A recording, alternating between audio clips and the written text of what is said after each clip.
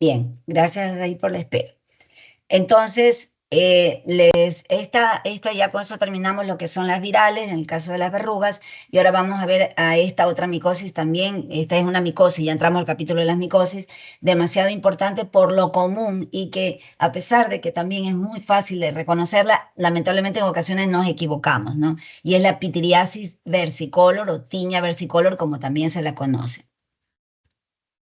Entonces vamos a comenzar por recordar que porque ustedes ya lo conocen por cuando en su primer semestre les dieron todas estas bases, que existen realmente hasta 14 especies, lo que se ha documentado de Malassezia, que es el hongo, un hongo lipofílico dimorfo, se lo denomina así, lipofílico porque tiene afinidad por tejidos donde hay grasa y dimorfo porque se presenta de dos formas. Hay muchas especies, realmente se ha considerado que de las más frecuentes, las que causan patología a nivel humano, son la globosa, la furfur y la simpodialis. Sin embargo, hay otras, como inclusive que afectan a los perros, por ejemplo, la canis, la Pachydermae, que en ocasiones transitoriamente pueden colonizar la piel de las personas que están en contacto con estos animalitos que estén infectados.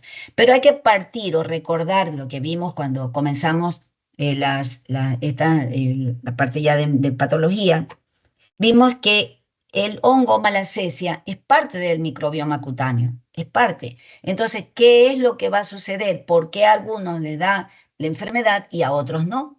Entonces, eso también sabemos que va a depender, siendo que es parte, yo digo, yo siempre lo explico a mis pacientes como que tienes un delincuente en cualquier ciudad del mundo. Puede ser la fabulosa Ginebra en Suiza, pero seguramente ahí nadie te roba un celular ni te pueden matar por una billetera, ¿no? Entonces, pero puede que haya por ahí alguno, pero no puede hacerlo, ¿no? Porque hay un buen sistema de seguridad. En el caso nuestro, pues ocurre cualquier cosa por lo que sabemos lo que estamos, la situación de otros países, ¿no? Como ese país, por ejemplo. Entonces, ¿a qué voy? A que siendo parte Malassezia del grupo de los que están ahí en la piel, yo le digo de los chicos malos, pero no haría nada si tu sistema inmune, tu policía, está bien en tu piel. Pero cuando esto se altera por muchísimos factores, ahí viene y empieza a hacer de las suyas el hongo, ¿no? Entonces, de la forma que estaba, de forma de levadura en la cual no produce cuadro, se convierte en pseudohifas donde va a ocasionar ahí sí cuadro clínico, que hay algunos, ¿no? Pero la más común, que es la que realmente parte de esta clase, de su formación, es la pityriasis versicolor por la frecuencia. Realmente es cosmopolita, nos la vemos a nivel mundial, pero no solamente que es en nuestros países, sino a nivel mundial, porque hay factores que van a inducir su presentación, y estos son pues en todo el mundo. Como les decía, tiene dos formas, ¿no? La forma de levadura y la de pseudohifa o filamentosa, como también se denomina, que es lo que le va a dar la característica al momento que hacemos un estudio, por ejemplo, el famoso KOH, ¿recuerdan? El hidróxido de potasio, que es el examen que sirve para hacer diagnóstico de las micosis. Aquí está lo que les decía, las 14 especies, siendo la más frecuente la globosa, simpodialis y la furfur. ¿Qué factores predisponen a que una persona tenga esta manifestación en la piel de ese hongo? Es, en primer lugar, la genética. Asimismo, se ha visto familias que tienen tendencia a tener pityriasis versicolor. O sea, le das tratamiento, se les quita un tiempo y otra vez vuelve. Y dice, doctora, todos en mi familia tenemos eso. Y no es que te contagie, porque no me puede contagiar mi pareja o mi hijo, lo que yo también tenemos, pero es mi sistema inmune el que me va a permitir o no que en mí se desarrolle. Entonces, la una por la genética, ¿no? Los genes predisponen, como se dice, ¿no? Pero hay otros factores ya externos, como sería la parte del exposoma, que sería, por ejemplo, el clima cálido y húmedo, sí, a pesar de que es cosmopolita, sin embargo, es muy frecuente en personas que habitan en zonas tropicales o subtropicales, pero más que nada tropicales, como países como el nuestro, ¿no? Entonces, climas calientes y húmedos suele verse. No significa que no se lo vea en clima frío, ¿no? Pero estamos hablando qué factor más predispone. La inmunodepresión, que es lo que les acabo de decir, por cualquier causa, ¿sí? Puede ser medicamentosa o patología. La desnutrición, que está además saber que nosotros sabemos muy bien cómo la desnutrición te lleva a una alteración en su inmunidad celular, ¿no? El embarazo, que volvemos a decirlo, como el embarazo también, eso es fisiológico en la que la misma naturaleza hace que tu sistema inmune disminuya a una mujer embarazada para evitar justamente que haya el sistema inmune pretenda rechazar al bebé que se está formando. Entonces, se le apaga directamente el sistema inmune a una mujer, ¿no? Y por ende la predispone a este tipo de problemas. La enfermedad de Cushing también. Miren ustedes, se dice, y está en signo de interrogación, tener al Helicobacter pylori sería un factor predisponente. Pues sí, resulta que no porque lo tengas es que vas a tener la pitiriasis. Lo que ocurre es que como es afuera, también es adentro. ¿Se acuerdan que hemos hablado cómo el microbioma es uno solo? O sea, la microbiota en general es uno solo, tanto el microbioma intestinal, el oral, el de piel, el genital, en el caso de las mujeres, es diferente, se lo denomina, pero todo es un solo cuerpo, o sea, están realmente, existe una sola, pues se llama la microbiota. Entonces, y si tienes Helicobacter pylori, entonces resulta que tienes también alterado todo el resto de tu microbioma, pues, ¿no? Entonces vas a tener alterado también a nivel de piel, puedes tener a nivel, pues, en el caso de las mujeres, a nivel de la vagina, entonces puede tener las típicas mujeres que tienen tendencia a las candidiasis, secreciones, tricomoniasis, qué sé yo, pero es que es por una sola alteración. Recuerden que yo les he venido hablando de que investiguen, lean, aprendan sobre esta nueva tendencia que es de los estudios en relación a este famoso microbiota, ¿no? La gran microbiota de nuestro organismo y que depende inclusive hasta de trastornos psiquiátricos de ella. Miren ustedes, a mí me apasiona mucho eso porque uno va entendiendo realmente lo que antes realmente no se sabía inclusive por qué, ¿no? Entonces, simplemente tienes pityriasis versicolor, hazle una prueba a ver si que tiene también, o el aliento, que bueno, eso ya hacen ¿cómo se llama? Pues los gastroenterólogos, qué sé yo, o una simple que usted me puede mandar a hacer en las heces, ¿no? A ver si es que tiene también el Helicobacter, porque muy probablemente lo tiene, o sea, todo se altera. También se habla, miren ustedes, de el péptido humano, la catelicidina LL37, que juega un papel muy importante en la defensa de la piel contra este organismo. Pero resulta que cuando tienes alterado tu microbiota, hay alteración también de este péptido y por ende tienes la tendencia a padecer la versicolor. Aquí es lo que yo les decía, ¿no? Miren ustedes, como es un componente normal, entre comillas, pero puede ser un patógeno oportunista, o sea, ve la oportunidad, ahí mismo aprovecha y empieza a hacer de las suyas. Y eso pues en relación también con la alteración de este péptido, la catelicidina, LL37. Se me fue. Como les dije, hay algunas patologías ocasionadas por malacesia. De hecho, hasta se puede observar rara vez onicomicosis por malacesia. Muy rara, pero la hay. Yo he encontrado justamente en algún paciente en el hospital que me han mandado a hacer el cahuachi con la microbióloga, la doctora Costa, pues realmente sí, doctora, esto es lo que salió, o sea, increíble, o sea, haciéndole la doctora inclusive un cultivo. Pero la clásica es la pityriasis versicolor, como les decía, motivo de esta clase. Pero hay otra, hay foliculitis por pityrosporum, recuerden que la mencionamos cuando hubo cuando vimos las infecciones bacterianas. También otra que se llama papilomatosis confluente y reticulada de Gauguin y Cortot. Es un nombre así raro, pero así se llama, una serie de pápulas que se observan a nivel del tronco, por ejemplo. La misma dermatitis seborreica, cuando está exacerbada, sabemos que la malacesia está implicada allí. Algunas formas de exacerbación de la psoriasis, inclusive de la misma dermatitis atópica, porque estamos hablando de que en todos estos cuadros hay alteración en la inmunidad celular. Entonces hay que tener presente a este hongo en el caso para dar inclusive el tratamiento. En realidad existen algunas formas clínicas, ya volviendo específicamente a lo que es la pitriasis versicolor, que es el motivo de esta presentación. Entonces, la forma más frecuente o clásica que ustedes van a encontrar es la forma hipocromiante. O sea, nosotros, ¿cómo la vamos a ver clínicamente? Dijimos que era un hongo lipofílico, por lo tanto, por lo general lo vamos a encontrar en zonas donde haya mayor producción precisamente de sebo, porque ahí sobrevive mejor. Entonces, generalmente por eso tronco, también lo vamos a ver en la cara, pero también podemos encontrarlo a nivel de extremidades, inclusive. Les dije que inclusive podemos encontrar hongos, este tipo de hongo hasta en uñas, que es rarísimo, pero puede ocurrir, ¿no? Pero el tronco y la cara son los sitios más frecuentes. Entonces, y la forma inicial, la más frecuente que nosotros vamos a encontrar, es la forma o manchas hipocrómicas, o sea, lo vemos como un parchecito hipocrómica, que está cubierta con una escama pulverulenta, ¿sí? Como en salvado, se dice. Es como que, como no sé, ustedes conocen el salvado, es ese polvillo que se pone para mejorar, las personas comen para mejorar la digestión. Entonces, es como un polvillo, o sea, uno le rasca, que se conoce, ya vamos a ver eso, el signo de la uñada, porque es con la uña, o Besnier, en homenaje al autor. Entonces, le rasca y sale como un polvillo. Pero lo importante es que son bien definidas. Eso es muy importante. Yo quiero que ustedes se vayan grabando eso, ¿no?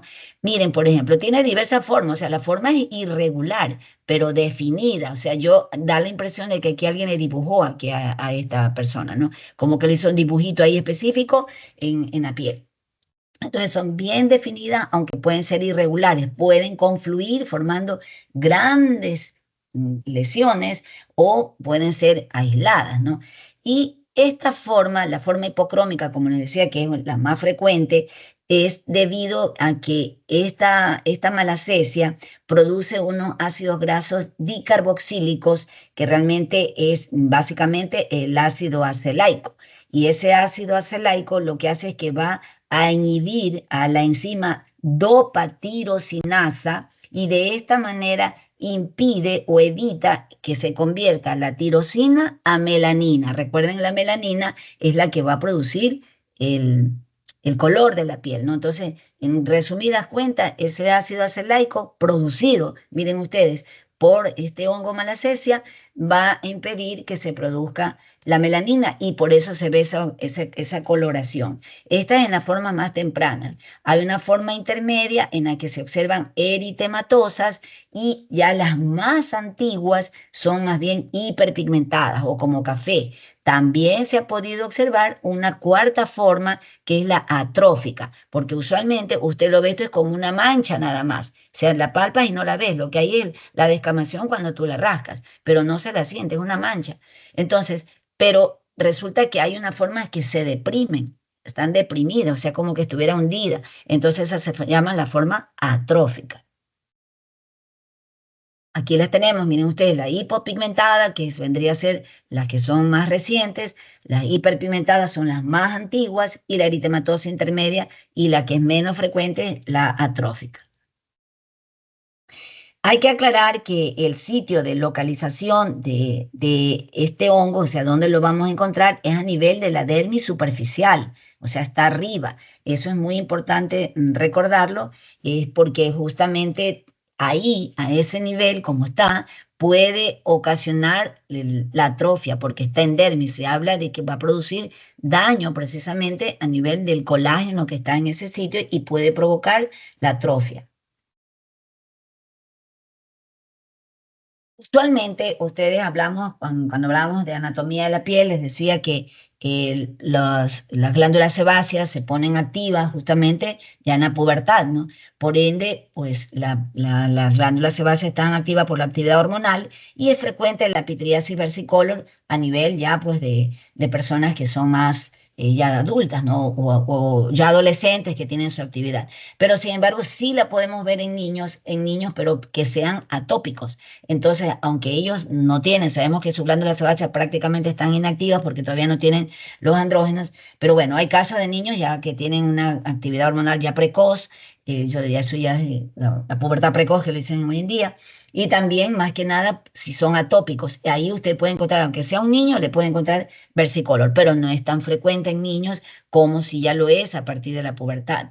Entonces miren, a nivel facial, como vemos esas manchitas que si nosotros ya vamos a ver cómo le rascamos y le vamos a ver el signo de la uñada. Pero lo importante es que son bien definidas, ¿no? Yo quiero que eso se lo graben porque eso le va a ayudar en el diagnóstico diferencial.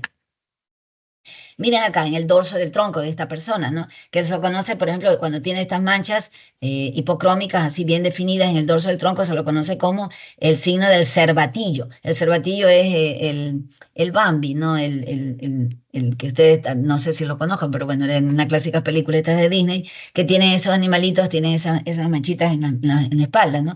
En la parte del dorso del tronco. Entonces, en la espalda de este señor, pues tiene así, entonces le llama el signo del cervatillo.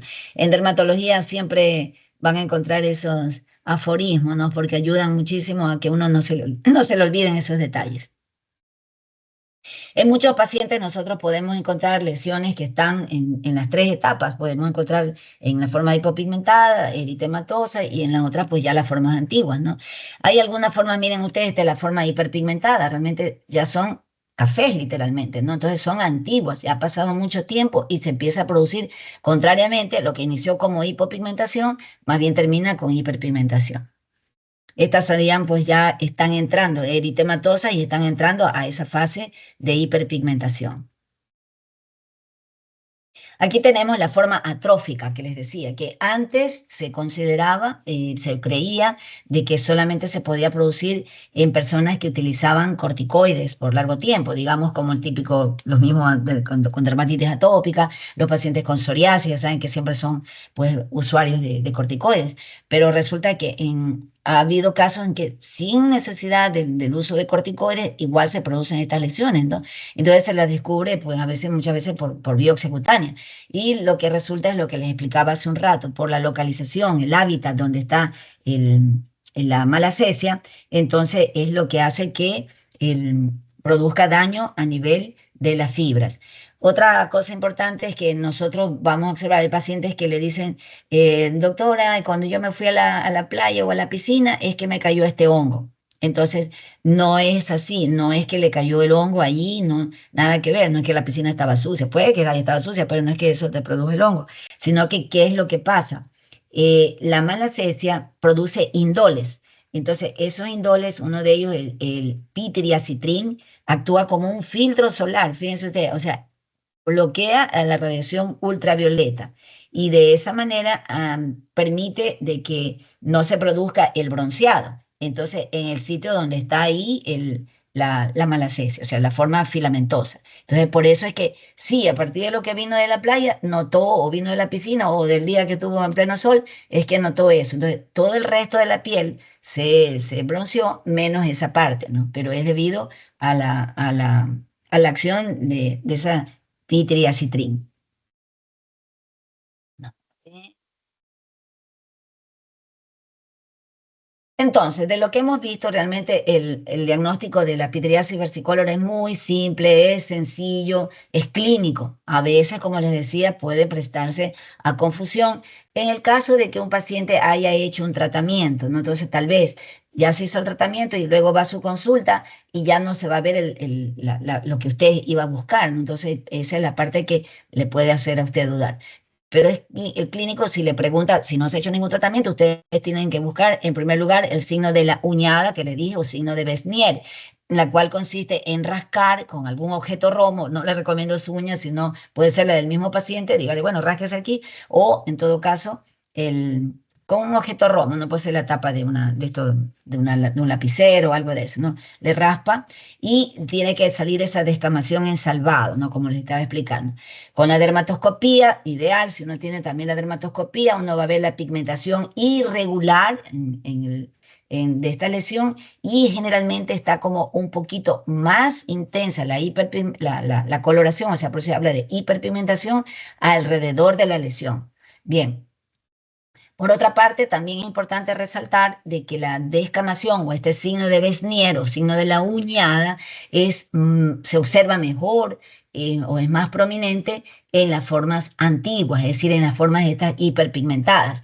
A veces no se la puede observar en las lesiones que están recientes. Lo que ocurre es que la malacesia tiene acción queratolítica. Miren ustedes, es importante cómo el mismo hongo produce todo eso. Es queratolítico, produce su propio protector solar y miren ustedes, inhibe justamente la acción de la melanina, ¿no?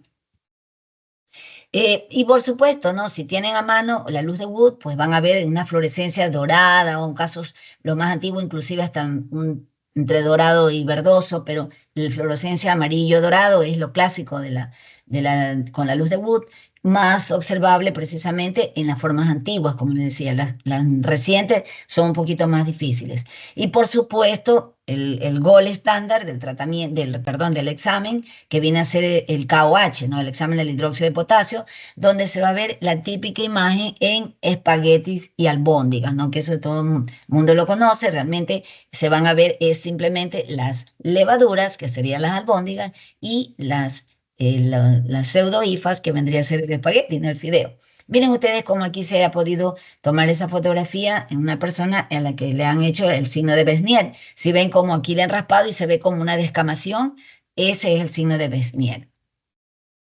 Como les decía, es más intenso cuando son las formas, las hipopigmentadas, perdón, las hiper. Y con la luz de Wood, miren aquí el color amarillo dorado, ¿no? Eso es muy importante. O sea, siempre no olviden que la lesión está bien, bien definida y ahí tendría la coloración esa como amarillo dorada, que repito, es más intensa en las formas más antiguas.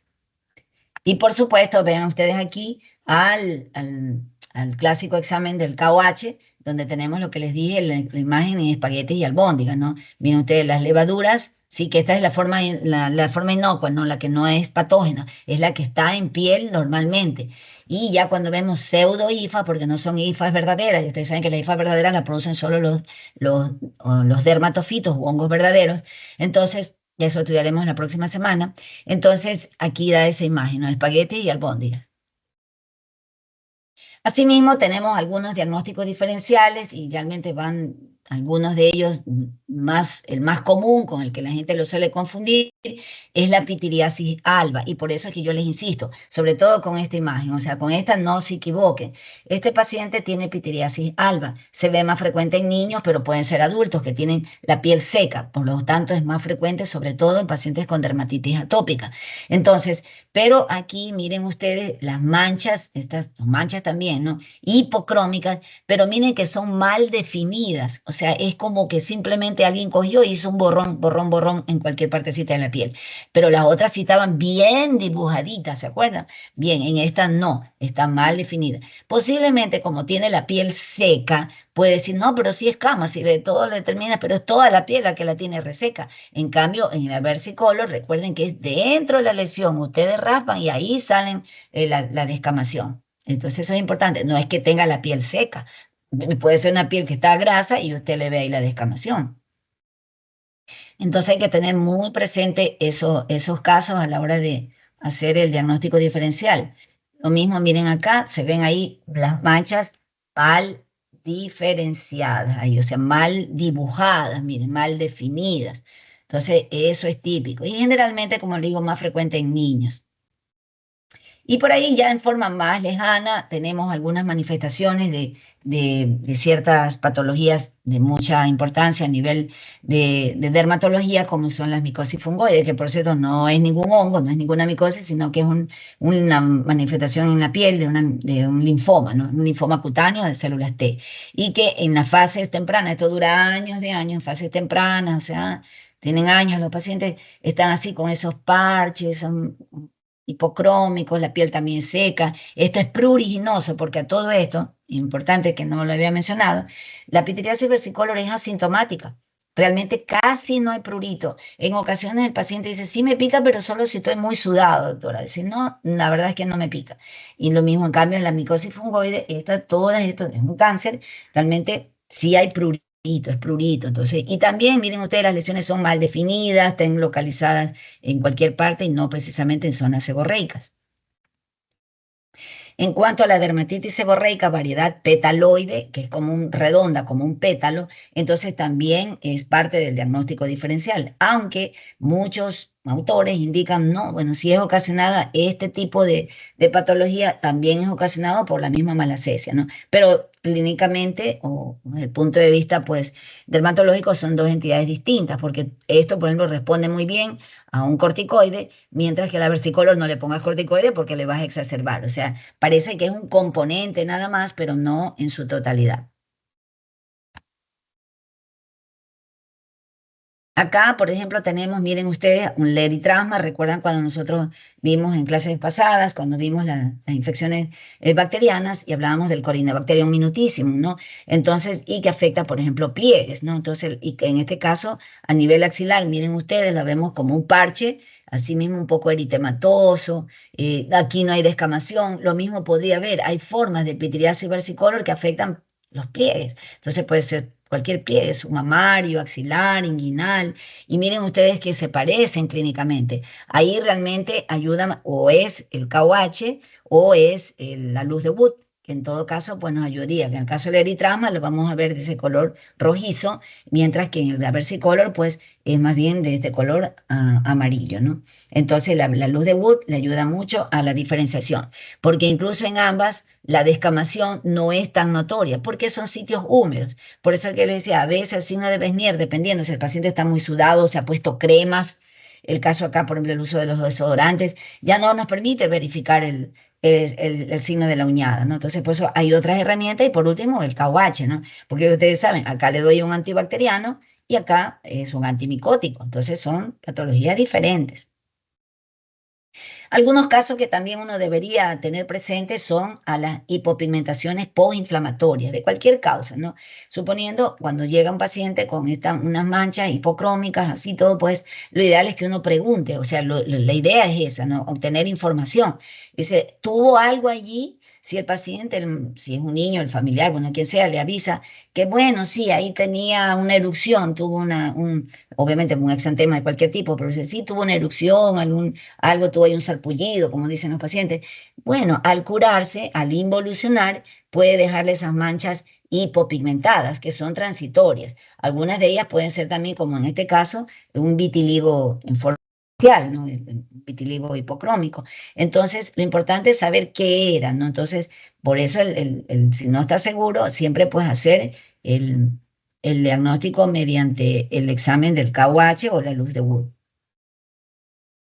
Es una patología benigna, entonces nada, no hay problema con la malacesia. Hay casos sí de que se puede producir inclusive pues infecciones sistémicas, pero es cuando las personas que tienen esta vía central y tienen lesiones ahí a través de ese catéter que le ponen, puede haber la penetración del hongo y obviamente personas que están en estado de inmunosupresión, así, a esa es la gravedad. Pero la pityriasis como tal no tiene ninguna malignidad. El problema es que es recidivante, porque si uno no se da cuenta, no logra definir los factores que le están produciendo el cuadro, pues tendrá una recidiva. Insistir en que no es contagiosa y encargarse de aclararle bien. Doctora, ¿y qué me pasó esto? ¿Mi esposo no será que me contagió? No te contagió, tú lo tienes, tu esposo lo tiene, todo el mundo lo tiene. Eso es lo importante, es recalcarles, resaltarles para evitar situaciones de injusticia, ¿no? Porque eso no tiene que ver, el señor o la señora no están haciendo nada, sino que es común eso, ¿no? Entonces, y que otra cuestión es que la descamación va a involucionar con el tratamiento, aunque la hipocromía, esa decoloración que hay, le puede persistir durante mucho tiempo, porque inclusive han hecho estudios en biopsia donde se observa cómo los melanocitos empiezan a disminuir de tamaño, entonces tardan mucho tiempo en recuperarse, o sea, hasta que uno haga el tratamiento bien y pasan meses, podría tener todavía la mancha.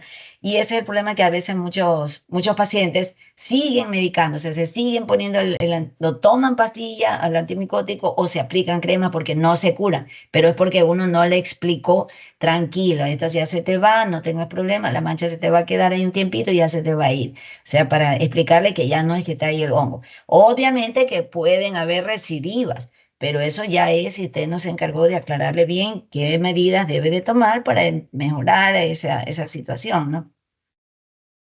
Y el tratamiento va a depender del número de lesiones. Cuando son escasas, con crema suficiente, los tópicos, los imidazólicos, ¿no? Ketoconazol, bifonazol, miconazol, sertoconazol, clotrimazol. O sea, a nivel público tenemos sertaconazol. Inclusive la lilamina, que es la terbinafina, en crema también ayuda. Lo que no va a servir es cuando es por vía oral, por si acaso, ¿no? Entonces, y esto va a depender en qué caso le hago un tratamiento tópico o en un caso le hago el tratamiento oral, la cantidad, ¿no? Si son pocas, tópicos. Si es mucho, si hay mayor compromiso de la piel, ya hemos visto que hay casos de, yo una vez tuve un paciente que ya no sabía cuál era su color, imagínense. Es debido a que había pasado años y era un muchacho que tenía una severa resistencia a la insulina, realmente estaba a punto de ser diabético. Entonces ese es un factor que predispone, ¿no? Entonces, miren ustedes, cuando son escasas, inclusive se utilizan jabones con ácido salicílico para lograr que haya una descamación más adecuada, ¿no? Aunque ya vimos que el propio hongo produce esa acción queratolítica, lo mejor es dar tratamiento, siempre les recomiendo de preferencia con imidazólicos, ¿no? También hay champús o cremas a base de peritoneo de zinc que van a ayudar también a este tratamiento. Mientras que cuando es sistémico, lo damos cuando hay, como les decía, un compromiso muy amplio, en este caso mayor al 25% de una región, o usted en varias regiones afectadas, ¿no? Y se puede utilizar itraconazol a una dosis de 200 miligramos al día por 5 a 7 días. O sea, es corto, miren ustedes. 200 miligramos, bueno, las cápsulas vienen de 100. Entonces se toma 2 cápsulas pues una semana y suficiente. Siempre se indica que estos tratamientos antimicóticos orales se lo deben de tomar con el estómago lleno y que contenga un alimento grasa, ¿no? Grasa saludable, obviamente. No digo, cómase un aguacate, algún fruto seco, una nuez, unas almendras, para que permita o aceite extra virgen, esto de olivo, de aguacate, ¿no? Lo importante es que ahí haya mejor absorción, necesitará menos dosis. Recuerden que estos fármacos, pues muchas veces tienen efectos colaterales a nivel estomacal, hay ardor en el epigastrio, puede haber también, inclusive, hay reacciones de alérgica al fármaco, ¿no? O a nivel hepático cuando se toma mucho tiempo. También se puede utilizar el fluconazol, ¿no? 150 miligramos, ahí vienen así las presentaciones. Ambos hay, por cierto, a nivel público, ¿no? El itraconazol y el fluconazol. Entonces, itraconazol y en este caso el fluconazol, 150 miligramos semanal, pues durante un mes, o 300 miligramos una vez a la semana, 2 semanas. O sea, hay cápsulas de 300 también. Antes se utilizó algún tiempo también el ketoconazol por vía oral, pero hoy en día está proscrito porque pues se dice que puede tener algunos efectos a nivel hepático, ¿no? Hay reacciones de estas que no dependen inclusive de la dosis, ¿no? Aunque hace muchos años atrás se te lo utilizaba y la verdad es que no había, no, hace años de años les digo, no había ese problema, pero en todo caso igual queda ahí como anecdótico por la forma que se utilizaba, una sola dosis de 400 miligramos, o sea, 2 tabletas y era suficiente. Lo único que había que decirle al paciente es que después de la toma se pusiera a hacer un ejercicio muy fuerte, o sea, de mucha intensidad para que sude. Entonces, para el ketoconazol, cuando es por vía oral, un emultorio por donde se lo elimina muy bien es a nivel cutáneo. Entonces, y había que dejarse ahí el sudor, pues por lo menos una noche para que, o sea, muchas horas para después de eso ya poderse bañar. Entonces, eso era un poco digamos que gracioso eso, ¿no? Que quién quiere estar ahí sudado y así dormir, por ejemplo. En fin, cuando hay los casos de pacientes que tienen estos cuadros que son recidivantes, bien, hasta que usted realmente logre corregir cuáles son los factores que le están predisponiendo a tener eso, pues si ya con la genética no podemos hacer nada, pero ya sabemos bien que los genes predisponen, pero el exposoma dispone, ¿no? Entonces, en realidad ese paciente no debe echarle la culpa solo a la parte de la herencia, sino que está haciendo con su rutina de vida, ¿no? Entonces, ahí se puede utilizar itraconazol 400 miligramos cada mes por 6 meses y es una manera en la cual, obvio, previamente uno ha hecho un estudio, un análisis de cómo está a nivel hepático o a nivel renal para poder dar estos tratamientos como supresivos, al menos que lo deje pues durante un tiempo hasta que la persona, como le decía, vaya mejorando su exposoma. Entonces, estos pacientes con ellos se ha podido lograr de que no tenga esas recidivas al menos tan frecuentes. Chicos, muchas gracias por haberse quedado. Ojalá que realmente estas clases les sirvan en su medicatura rural, o trato de darles lo que mejor yo tengo en mi propia práctica, ¿no? Y les sirva para ustedes. Muchas gracias.